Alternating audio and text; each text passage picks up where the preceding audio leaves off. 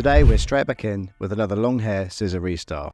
We're taking Chris's hair from super long to a nice short textured crop.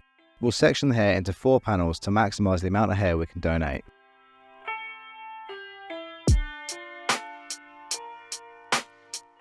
We'll be starting this tutorial in the same way we usually do, by prepping the hair with a tonic of your choice. In this case, we're using the Uppercut Deluxe Foam Tonic. Following that, we're going to wet the hair through with a decent amount of water. Now moving on to our head map, we're going to use a box section to separate the hair into 2 cutting zones, the top layer and the sides. To do this, we'll place our comb at the side of the head, find the natural curve, and then push the comb inwards and take your parietal line. Now, using a similar method, place the comb at the apex and find the natural fall at the back of the head. Create a line from your original section and back to the other side, thus creating a radial line. Now repeat the process for the second parietal section, which completes your box section.